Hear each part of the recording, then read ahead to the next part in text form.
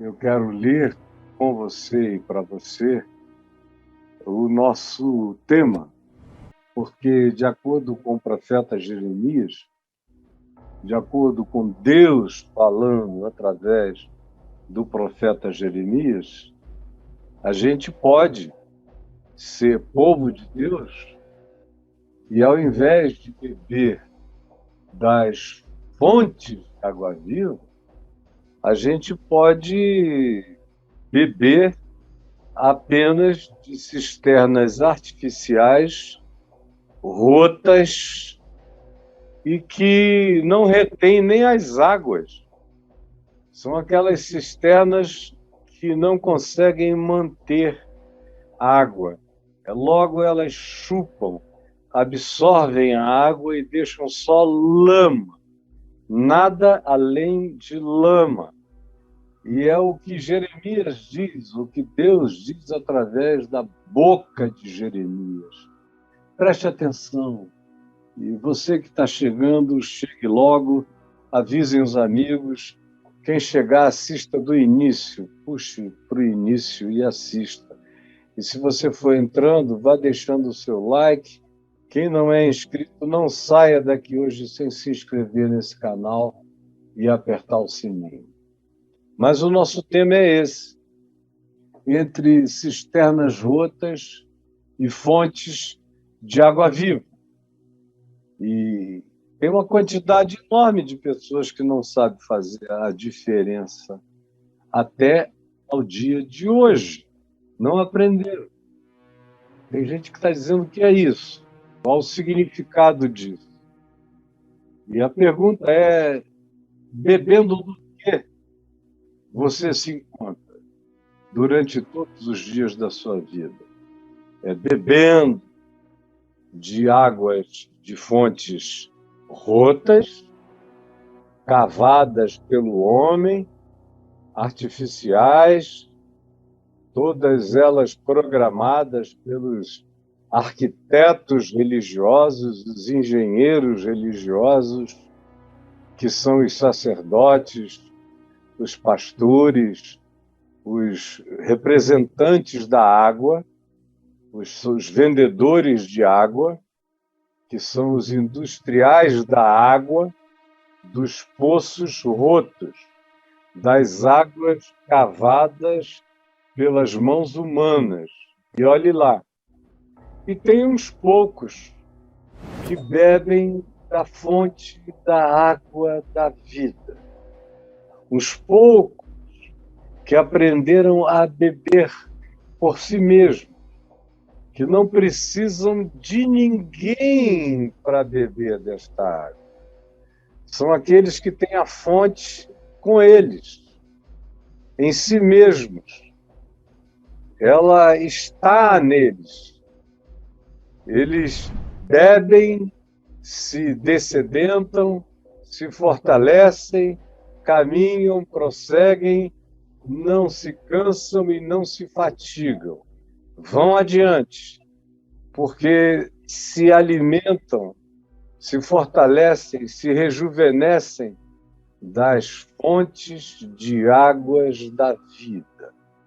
E tem os que têm que ir todo dia na cisterna, como aquela mulher em Samaria.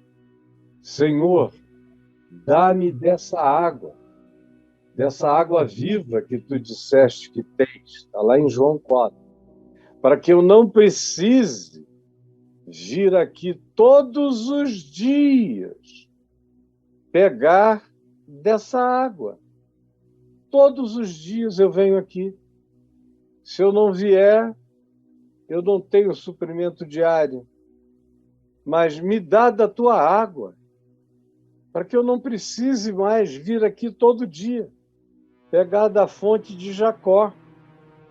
Eu quero, sem nenhum desrespeito a Jacó, beber de uma fonte mais perene, de águas mais saudáveis, porque essa está aqui, mas é um mecanismo humano que me traz até aqui, que me faz repetir, é uma recorrência.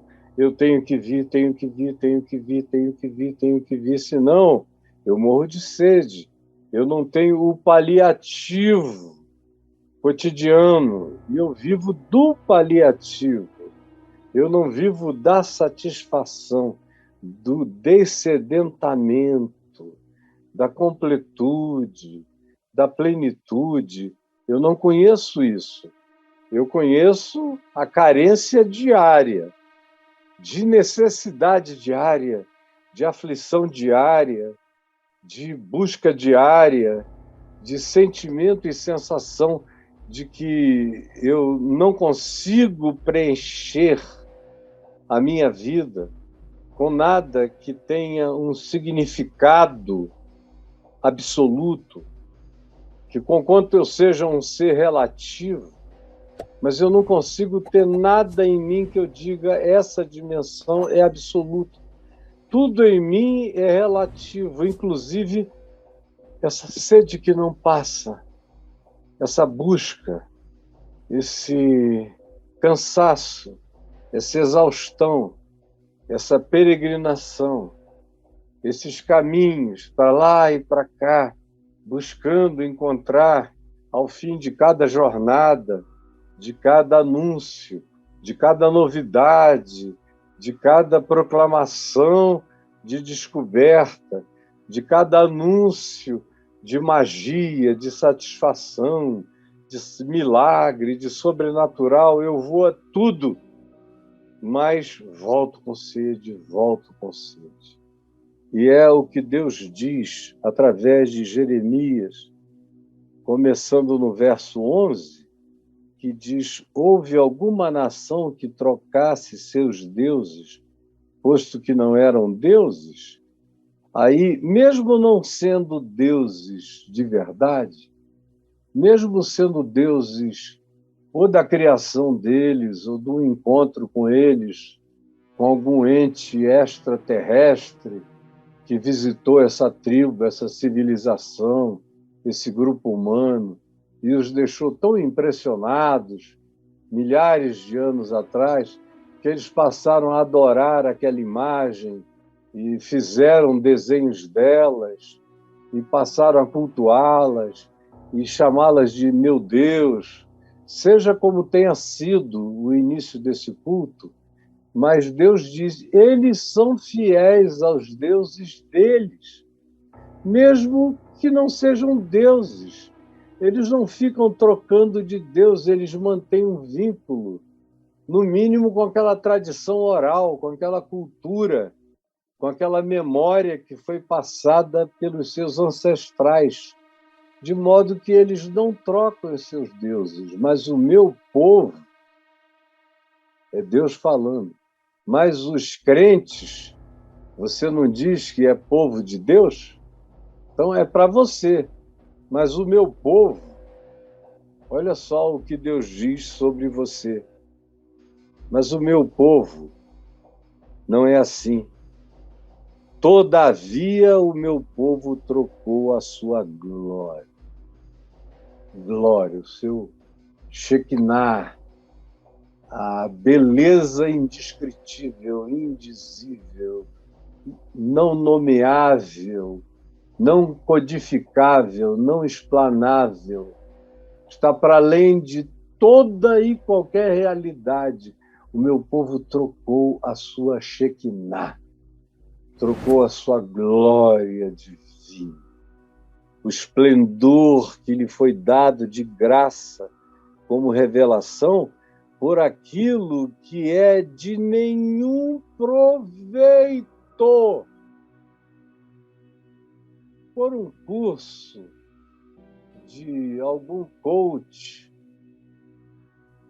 histriônico, por alguma doutrina de promessas mirabolantes, com alguma manifestação que diz que se você fizer determinadas mecânicas, ritos e operações de crença espiritual, você ficará muito rico, ou você terá tudo o que busca, ou as doenças não mais lhe visitarão, e você ganhará uma proteção que ninguém conhece. mas que passará a ser apenas e completamente sua, uma exclusividade sua, e você embarca, e vai, e frequenta, e segue, e cumpre tudo, e dá dinheiro, e compromete dízimos, e ofertas, e todo tipo de fidelidade que peçam, você entrega, você arreia, você demonstra, você paga, você cumpre, você faz e você continua você, vazio, oco, oca, insatisfeita, infeliz, vindo e indo todo dia aos mesmos lugares, querendo sedentar sua sede, seja na fonte de Jacó, nas águas cavadas, nos poços dos homens, que os homens cavaram, que Jacó cavou, que são os poços da religião, seja como no caso da mulher samaritana, no peito dos homens, porque ela já conhecia uma quantidade enorme de homens da cidade que também a conheciam, e já tinha casado com 5, casado e se separado. E agora ela estava vivendo extraoficialmente com um determinado homem, mas a quem Jesus chama de marido. Ela tinha uma sede de afetividade, de carência enorme, como também tinha uma sede religiosa. Ela era uma pessoa que fazia seus cultos, seus sacrifícios, lá no Monte Gerizim, que era onde o povo de Samaria cultuava a Deus, onde você encontra até o dia de hoje altares do tempo de Josué, de Calebe, dos espias, erigidos lá no Monte Gerizim, e acháveis arqueologicamente estão lá. Até ao dia de hoje, são coisas de muito mais de 3.500 anos de idade, marcando o chão daquele lugar onde ela subia, a samaritana, para adorar.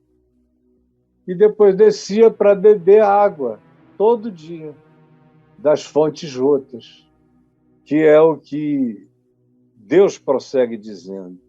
Espantai-vos disto, ó céus, horrorizai-vos. É um horror.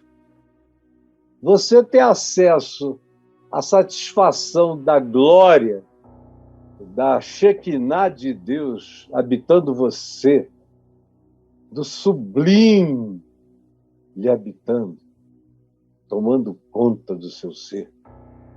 E você trocar isso por canecadas de água salobra das fontes rotas, mesmo que cavadas por Jacó, mas cujas águas não descendentam.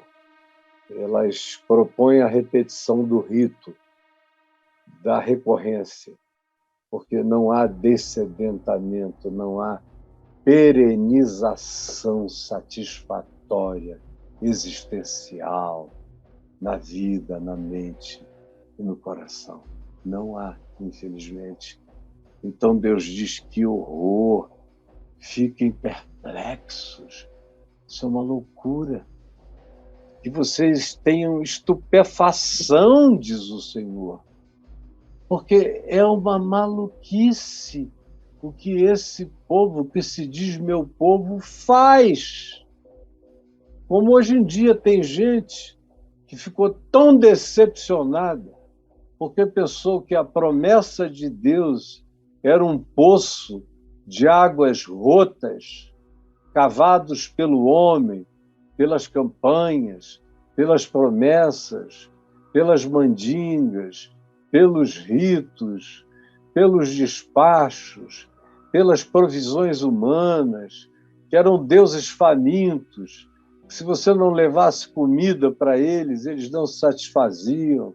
Bebida, eles não ficavam felizes. Ou se você não desse dinheiro, ou a 10ª parte do que você ganha a eles, eles iriam boicotar e sabotar a sua existência. Se você não frequentasse o lugar com regularidade, eles iriam pesar a mão sobre você e transformar você num ente infeliz, como foi o que lhe disseram, e como é o que você vive e pratica atormentadamente. Apesar da palavra de Deus, do Evangelho de Jesus, das promessas de Jesus estarem escritas nas suas mãos, aqui nesse chamado Novo Testamento, em 4 evangelhos, você sabe o que Jesus oferece a você. E cada uma das palavras dele são verdadeiras. Cada uma delas é verdade. Mas você prefere as ilusões, as falsas promessas, os caminhos largos, os atalhos, as malandragens espirituais, achando que Deus vai se submeter aos estelionatários que vendem promessas em seu nome e você, mesmo com suspeita, as adquire, achando que porque você é sincerinho, Deus vai atender você. Aí, depois de um tempo, você vê que estava comprando apenas bijuteria do camelô e que não tem nada genuíno, e entra em frustração, fica com raiva de Deus, fica com raiva da vida, fica com raiva de tudo e só se abisma. Agora é você que cai na cisterna e vai se debater na lama, porque não tem água lá.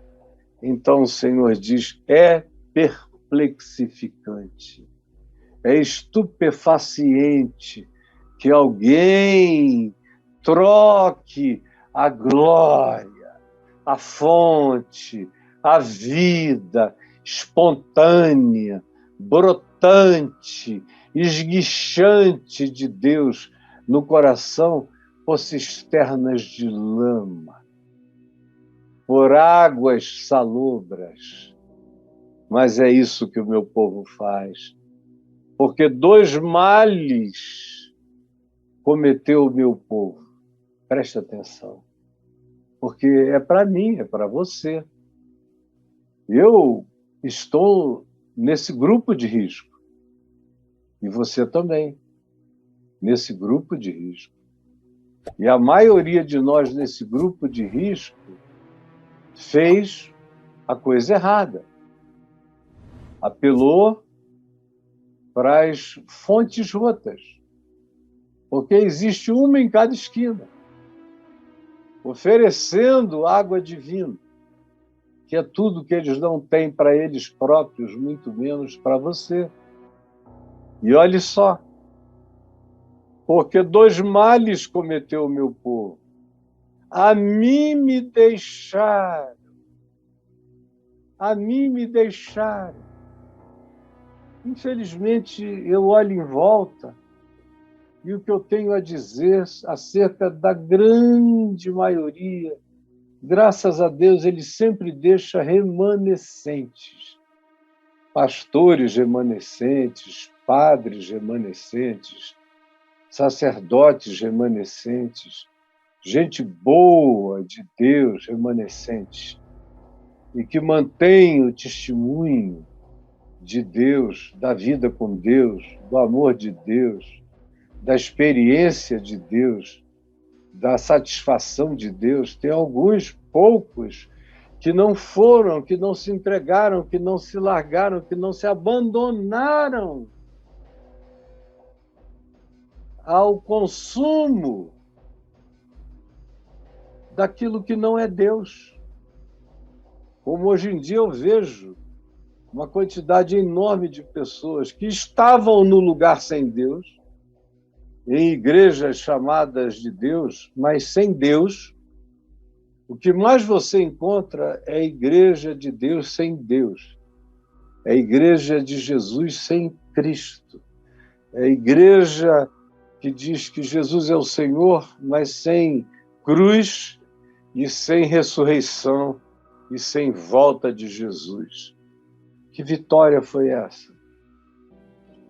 São igrejas que prometem riquezas, mas além dos seus pastores, de pouquíssima gente ali, uma quantidade mínima, 90 e tantos por cento são pobres, miseráveis, infelizes. Alguns vivem quase nus, dando dinheiro, às vezes até tirado subrepticiamente da patroa, para dar no ofertório, no gasofilácio da igreja, para comprar favores que lhes foram prometidos.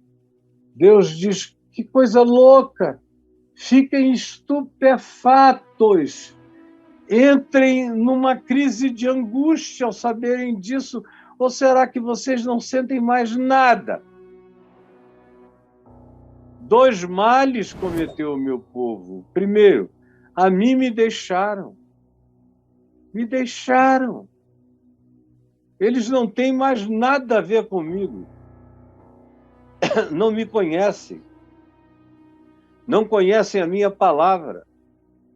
Seguem o que dizem a eles que seja a minha palavra, e é justamente o oposto do que eu ensino, do que eu peço, porque eles não quiseram ouvir de mim, carregar o meu jugo, que é manso e suave, e aprender de mim, que sou manso e humilde de coração.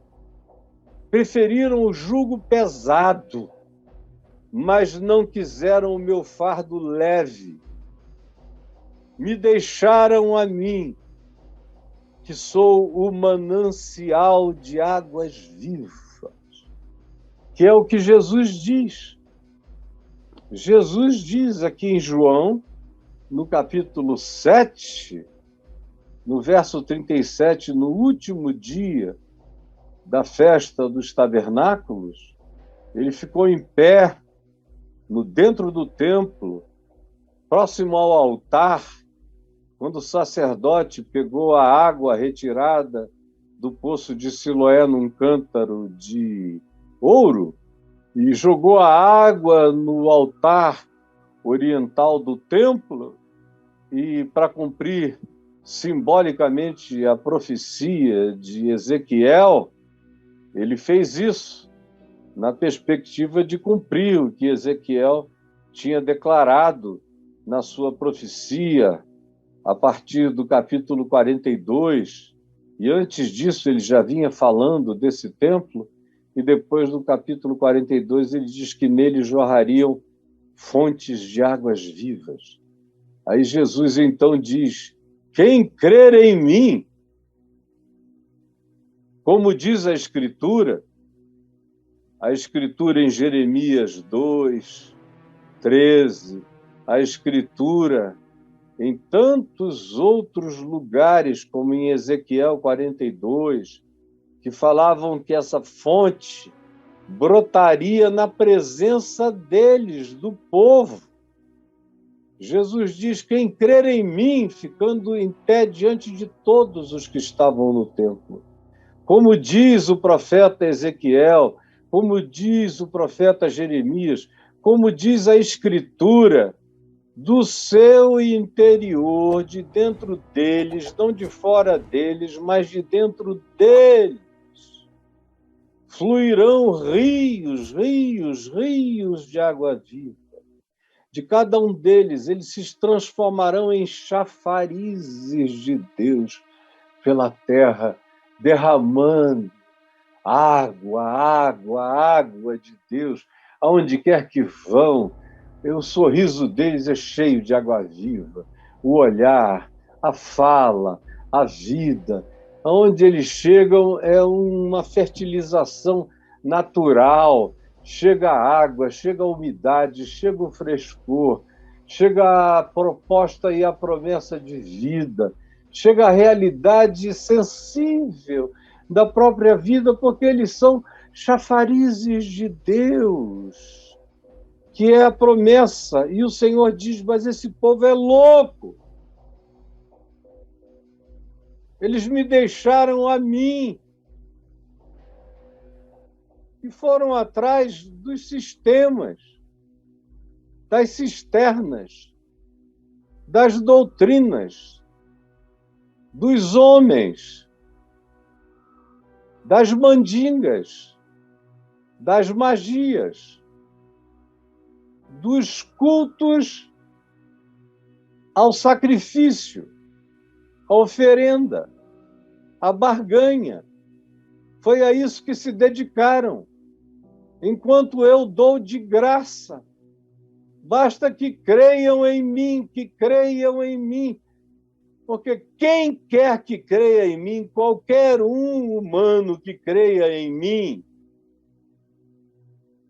no que eu prometo, no meu modo de vida, no meu ensino, do que eu deixo claro que é o meu modo de viver e como eu chamo a quem quer andar comigo para viver como eu, é o meu prazer. Eu gosto de ver vocês amando a palavra da vida que eu ensinei a vocês.